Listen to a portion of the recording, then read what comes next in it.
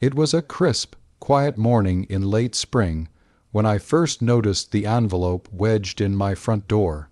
The sun had barely risen over the neatly trimmed hedges and identical beige facades of the neighborhood. I'd only lived here for a year, but the monotony of the houses already felt suffocating. Still, I had made my little corner feel like mine, and a big part of that was the American flag that hung proudly from a sturdy bracket beside my front porch. The envelope had the HOA familiar logo stamped on the corner, a stylized oak tree that looked serene but always felt more like a warning than a welcome. I pulled it free, feeling a faint sense of dread even before I tore the flap open. The paper inside was printed on thick stock, the kind of material that was designed to feel official and intimidating. They had titled it Notice of Violation, in bold, capitalized letters. Below that, the words cut like ice: "Your display of an American flag violates community guidelines regarding uniform aesthetics. Immediate removal is required within 7 days to avoid further action." I read the line twice, then 3 times, unable to believe it. Aesthetics, uniformity, my flag was clean, well kept, and mounted properly. I had assumed, perhaps foolishly, that this was the one symbol no one would dare to touch. I looked out at the street. Every driveway was empty, every lawn perfectly mowed, every porch stripped bare except for the same stander. Tissue welcome mats the HOA seemed to favor. The houses looked more like a model neighborhood than a living one, as though any sign of personal identity had been scrubbed away. That flag had been my quiet rebellion, my proof that I wasn't just another beige box in a row of beige boxes. The letter went on to explain that the HOA board had voted to standardize exterior appearances to protect property values.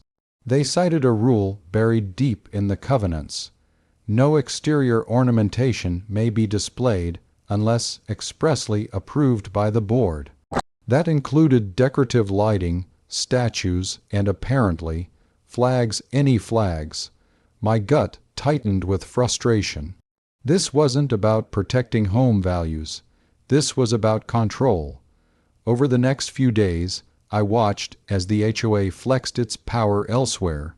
A neighbor 2 houses down had to remove her birdbath because it wasn't pre-approved. Another was told his mailbox post was too ornate. The neighborhood was turning into an HOA dictatorship, and my flag was just the latest target. I thought about compliance.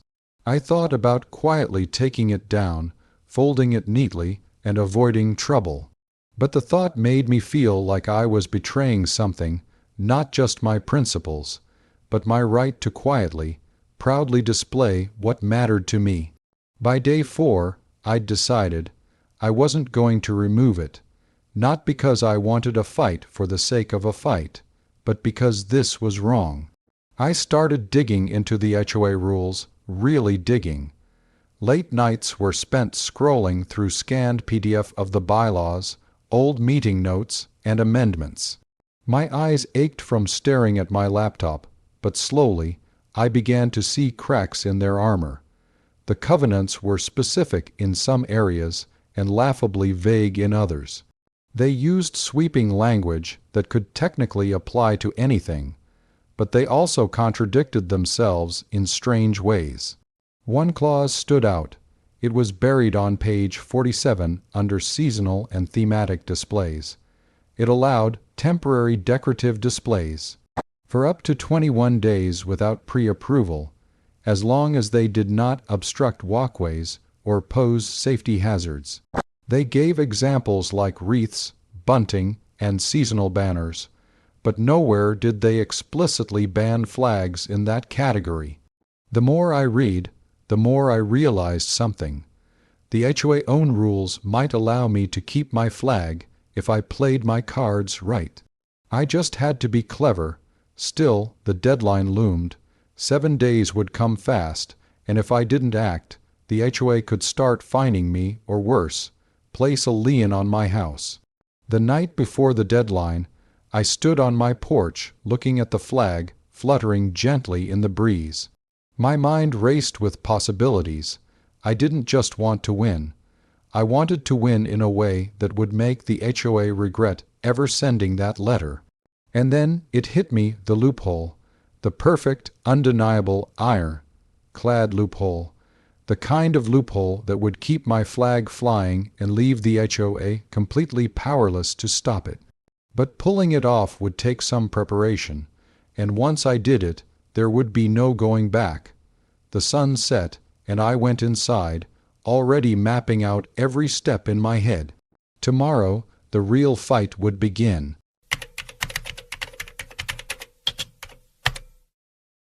The morning after my revelation, I woke up before sunrise. The house was still, the street outside silent except for the faint hum of a sprinkler system somewhere down the block. I brewed a pot of coffee and sat at my kitchen table with the HOA covenants spread out like a battlefield map. Every clause, every sub-point, every vague word was my territory to study and exploit. The loophole was simple in theory, but dangerous in execution. I had discovered that temporary decorative displays were allowed without prior approval for up to 21 days, and crucially, there was no limit on how often they could be replaced or rotated. In other words, I could technically display anything, take it down before the 21-day mark, and put up something nearly identical the next day. The key was this: they had banned permanent, flag displays, but they had not banned temporary ones. If I could classify my American flag as a seasonal or thematic decoration, something tied to an event or commemoration, I could keep it up indefinitely. As long as I followed the letter of the rule, the plan formed quickly. I would rotate the flag's context every 3 weeks. Sometimes it would be for Memorial Day, sometimes for Independence Day, Veterans Day, Flag Day. I even planned to stretch it to quirky patriotic observances like National Anthem Day. All perfectly legitimate, all defensible, all technically temporary. But I knew the HOA wouldn't just roll over. They thrived on intimidation, and the moment they saw my flag still flying after the deadline, they'd come knocking. My goal was not only to keep the flag, but to have my defense ready in black and white, backed by their own governing documents. The next few days were a blur of preparation. I printed small laminated signs to place discreetly beneath the flag's mounting bracket, each stating the occasion for the display. I ordered a small set of bunting and patriotic ribbons so the flagpole area could be slightly altered each cycle, making it clear that it was indeed a changing display. Every detail would serve as evidence if they tried to find me. Day 7, the HOA removal deadline, arrived with a heavy summer heat. The flag was still there, swaying gently in the morning breeze, and right below it, a small laminated card read, "In honor of Memorial Day, May 30. I didn't have to wait long. By mid-afternoon, the HOA president, a sharp-faced woman named Marlene, was on my porch. She didn't knock. Instead, she taped another envelope to my door and left without a word. I retrieved it slowly, almost savoring the moment. This time, the letter was terse. They acknowledged that the flag had been reframed as a holiday display, but claimed it was still in violation because flags of any kind were prohibited without approval. They warned me that creative interpretations of the rules would not be tolerated. I almost laughed. That phrase, creative interpretations, was exactly what their vague rulebook had been begging for.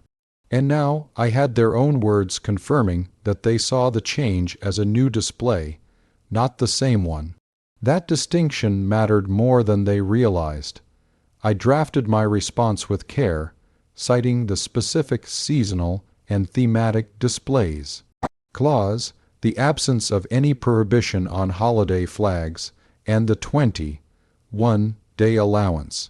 I made sure my tone was polite but firm, the kind of letter that sounds unshakable because it never once raises its voice. I hand-delivered it to the HOA office and made sure I had a time-stamped copy for my records. Over the next 2 weeks, the flag stayed up without further incident. Neighbors began to notice. Some smiled when they walked past, giving me a quick nod of solidarity. Others looked away, either afraid of the HOA wrath or simply unwilling to get involved.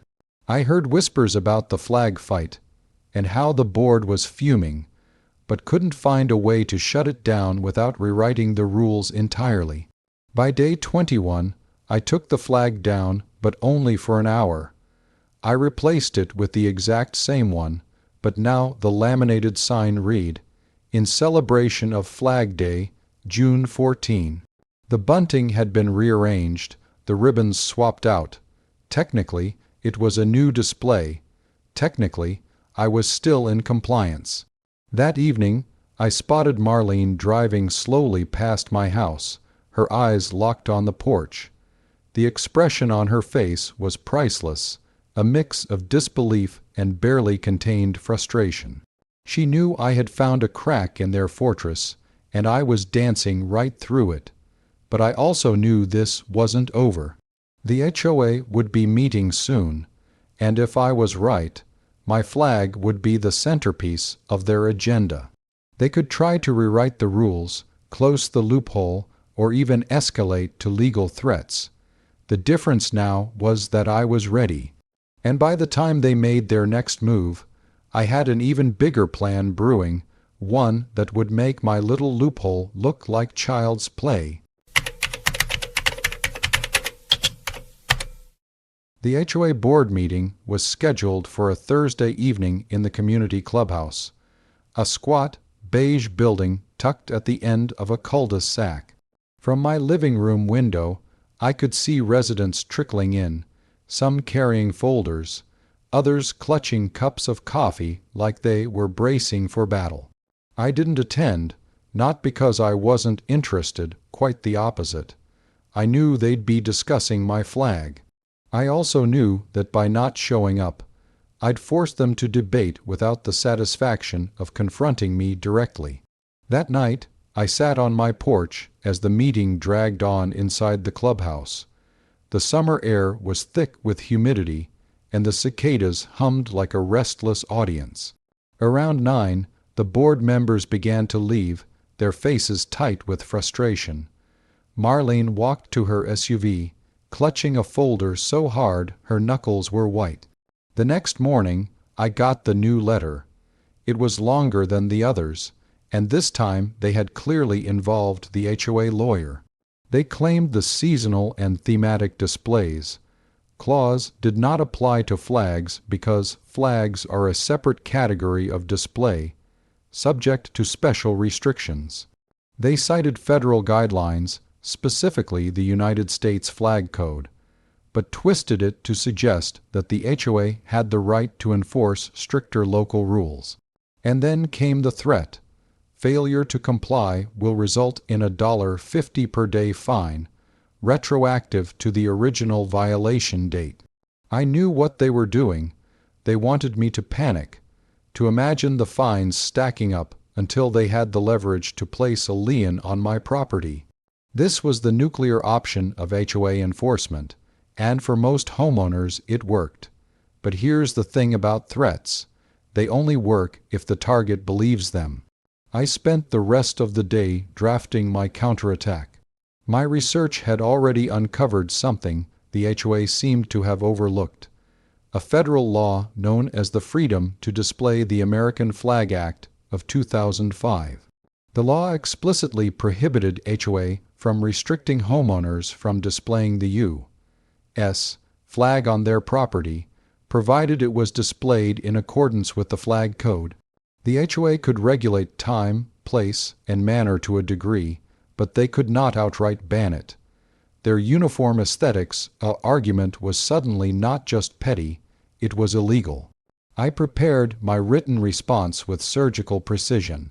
I cited the federal law in bold text, included the relevant clauses, and politely reminded them that their own covenants could not override federal protections. I also noted that any fines issued in violation of federal law could open them to legal liability. I sent copies via certified mail to both the HOA office and their listed legal counsel. For 2 days I heard nothing. The flag remained fluttering in the late summer breeze, the laminated sign now reading, "In honor of National Anthem Day, September 14."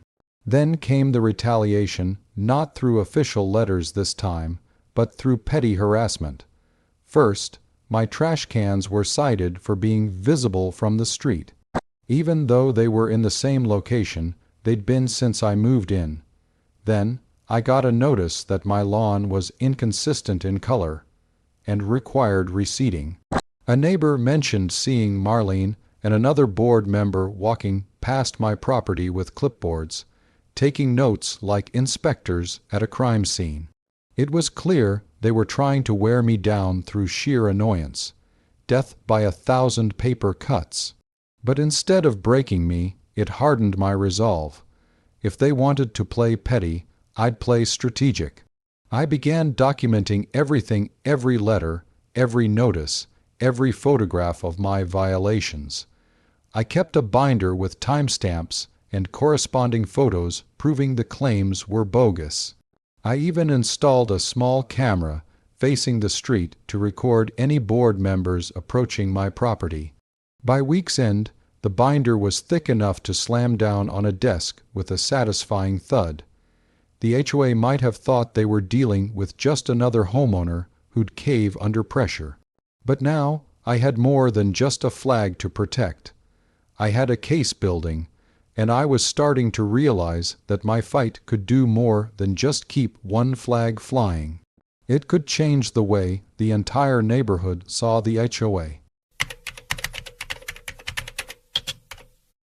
The first sign that the tide was turning came from the most unlikely source. My next door neighbor, Mrs. Turner. She was in her 70s, the kind of person who always kept her blinds halfway closed and never lingered on the sidewalk. One morning, as I was adjusting the laminated occasion sign beneath my flag, she shuffled over with a small smile. "I saw what they wrote you about the trash cans," she said quietly, glancing toward the street. "They pulled the same stunt on me last year. I wish I'd fought back like you." That was the moment I realized my fight wasn't just about me. There were others, plenty of others, who had been bullied into silence by the HOA. The more I thought about it, the more I saw opportunity. The HOA thrived in the shadows on one intimidation. But they feared the court of public opinion. If I could drag their behavior into the light, maybe I could change the balance of power. I started small. I posted a short, factual summary of my flag dispute on the neighborhood's private social media page. I included photos of the flag, the letters they'd sent, and the relevant federal law. I was careful to stay polite and avoid personal insults, no matter how tempting. I wanted to look like the reasonable one, not the troublemaker they were painting me as. The post blew up. Dozens of neighbors commented, sharing their own HOA horror stories. One had been fined for unapproved flowers in her front garden. Another had been threatened over a child's basketball hoop. The comment section became a running log of grievances, all directed at the same board. Within a week, I noticed more American flags popping up around the neighborhood. Some were on porches, others in gardens. Even one painted onto a large piece of plywood propped against a garage door. It was subtle, but the message was clear. People were done being silent. Marlene and the board did not take it well. 2 days later, a mass email went out to all residents, claiming that misinformation was being spread online and that the HOA fully supports patriotic displays when they comply with community guidelines. It was a classic damage control move, but it only made them look defensive. I decided to push further. The binder I'd been compiling, full of their bogus violations and photographic evidence, was no longer just my shield. It was becoming a weapon. I began scanning pages and sending them to a few trusted neighbors who were particularly fed up. Together, we formed an informal group chat, swapping information about rule inconsistencies, past abuses, and who on the board had voted for what. One neighbor, a retired paralegal, dug up past amendments to the HOA covenants that had been passed without the proper quorum of votes. Another uncovered financial reports showing questionable spending on beautification projects that seemed to benefit only certain board members' homes. The deeper we went, the uglier it got. And then, the opportunity for a public showdown presented itself. The HOA quarterly open meeting was coming up, the one where residents could attend, speak during a short comment period, and watch the board conduct business. Usually, almost no one showed up. This time, we planned to fill the room. On the night of the meeting, the clubhouse parking lot overflowed with cars. Inside, every chair was taken, and people were standing against the walls. The board looked stunned. They weren't used to an audience, let alone a hostile one. When the floor opened for comments, I stood, binder in hand, and walked to the front. I spoke clearly, calmly, and with absolute precision. I laid out the flag dispute, cited the federal law, described the pattern of harassment, and presented photographic evidence. I ended by holding up the binder for everyone to see. This, I said, is the record of every baseless violation notice, every petty intimidation tactic, and every example of this board overstepping its authority. I'm happy to share copies with any neighbor who's interested, or with the local press, if it comes to that. The room was silent for a beat, and then the applause started. The board tried to regain control, reminding everyone that personal attacks weren't allowed. But it was too late. The mood had shifted. The residents weren't afraid anymore. People were standing, voicing their own grievances, demanding accountability. By the time the meeting ended, Marlene's jaw was tight enough to crack. She avoided eye contact as she left, flanked by the other board members like a retreating army. I knew we hadn't won yet, not by a long shot, but for the first time I felt like the power wasn't all on their side anymore. And I had one more move in mind, the kind of move that wouldn't just protect my flag, but might just bring the whole board to its knees. The days after the meeting felt different. The HOA board wasn't used to being challenged, and now they were surrounded by neighbors who had tasted the power of speaking up. Marlene and her allies had retreated into silence, but I knew it wasn't surrender, it was regrouping. They were probably huddled together, looking for a way to regain control. That's when I decided to move forward with my final plan. The binder I'd been keeping wasn't just a collection of evidence anymore. It had grown into something bigger.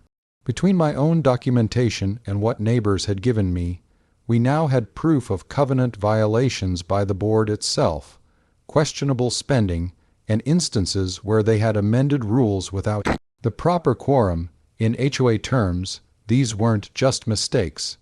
They were potential grounds for removal. The trick was getting it all into the hands of the right people, and in this case, the right people meant everyone. I spent an entire weekend scanning every page and organizing it into a single PDF file. I included side-by-side photos of my supposed violations, next to the actual bylaws proving them false. I laid out the flag dispute with the federal law citation in bold. Then I compiled a section on the questionable spending, listing dates, amounts, and the suspiciously repetitive pattern of certain board members' homes receiving beautification funds. When it was ready, I uploaded the file to a private cloud link.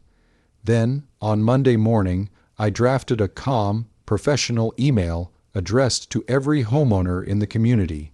I kept it simple. Attached is a detailed record of HOA enforcement actions, rule inconsistencies, and potential bylaw violations. I believe every homeowner should be aware of how our community is being governed. Please review and decide for yourself if this board is representing your best interests. The link went out at 7:32 a.m. By 9:00, my phone was buzzing nonstop. Some neighbors called to thank me. Others texted with words like explosive and about time. Within hours, the file had been forwarded, printed, and handed out on doorsteps. The social media page lit up again, except now the conversation wasn't just about petty fines or flags. It was about transparency, accountability, and whether the current board should even exist. By midday, Marlene sent a furious mass email claiming the document was misleading and potentially defamatory. She demanded I take it down. I responded with a short sentence. Everything in the file is supported by HOA records and photographic evidence. I didn't hear back from her directly after that, but I didn't need to. That evening, I noticed something I'd never seen before: board members going door to door. They were knocking, speaking in hushed tones, clearly trying to do damage control before the story spread further. But it was already too late. The momentum had shifted entirely. A group of neighbors, including the retired paralegal, had already started circulating a petition for a special election to recall the board. In our HOA, it required signatures from 25% of homeowners. By the end of the week, they had 40%. The official recall meeting was set for 1 month later. In the meantime, the flag stayed up, now labeled for Veterans Day, November 11. Every time I changed the occasion sign, it felt less like a legal tactic and more like a victory lap. I even noticed that the board had stopped issuing petty violation notices entirely, at least for the time being. The day before the recall vote, I stood on my porch and looked at the rows of houses. For the first time since moving here, they didn't just look like identical beige boxes. They looked like homes belonging to people who were finally ready to take ownership of their community again. I didn't know exactly how the vote would turn out, but I did know one thing. No matter what happened, the board's grip on this neighborhood would never be the same. The evening of the recall vote felt electric. The clubhouse parking lot was jammed, cars spilling onto the street. People milled around outside, clutching copies of the petition or printed pages from my evidence file. Conversations buzzed with the low hum of anticipation, but underneath it all was a sharp current of resolve. Inside, the air was warm and tense. The board sat at their usual table, but they looked smaller somehow, not physically, but in presence. The rows of chairs were filled to capacity, and there were more people standing along the walls. Every eye in the room was on them. The process was straightforward. Homeowners would check in, cast their ballots, and wait for the count. As the meeting began, Marlene tried one last speech, a measured plea about misunderstandings, protecting property values, and moving forward together, but the words landed flat. Too many people had seen too much. When it was my turn to speak, I kept it short. I reminded everyone that this wasn't just about one flag. It was about fairness, accountability, and the right to enjoy our homes without fear of petty intimidation. I didn't raise my voice, but I didn't need to. The binder, now a symbol more than just a file, sat in front of me like an unspoken reminder of everything that had brought us here. The ballots were collected, and the counting began in a side room. 15 minutes stretched into 30, then 45. The silence was heavy, broken only by the shifting of chairs and the occasional cough. Finally, the HOA secretary emerged, a small stack of papers in her hand. She looked pale. "The recall passes," she said simply. "Effective immediately, the current board is removed from their positions." The room erupted. People clapped, some cheered. Others simply exhaled like they'd been holding their breath for years. Marlene's face was a mask of shock and fury, but she said nothing. She gathered her things, stood, and walked out without a word. 2 of the other board members followed. The rest avoided eye contact entirely. In their place, an interim committee was formed, neighbors who had volunteered to run things until a new election could be held. It wasn't a perfect solution, but it was a fresh start. And the very next morning, that fresh start was on full display. I woke early and stepped out onto my porch. The sky was pale with the first light of day, and the air carried that quiet stillness before the neighborhood woke. My flag, the same one that had started this whole battle, was still there, catching the wind just right. But now it had no laminated occasion sign. It didn't need one anymore. Overnight, more flags had appeared. At least a dozen porches down the street had them, some small, some large, all waving freely in the morning breeze. It was like the whole neighborhood had taken a collective breath and decided they weren't afraid anymore. Later that afternoon, I saw Mrs. Turner standing at the edge of her lawn, smiling up at her own newly mounted flag. Across the street, a young couple installed theirs while their kids chased each other through the grass. For the first time since moving in, the neighborhood didn't feel sterile or over-controlled. It felt alive. As I stood there, watching the flags ripple in unison, I thought about everything it had taken to get here: the letters, the late nights combing through bylaws, the binder, the meetings. It had been exhausting, infuriating, and at times risky, but it had been worth it. The HOA had tried to strip away a piece of my identity under the guise of uniform aesthetics. Instead, they'd sparked a movement that reshaped the entire community. And as the sun dipped lower, painting the flags in a warm golden light, I realized something simple but powerful. They could rewrite rules. They could shuffle leadership. They could even try to intimidate.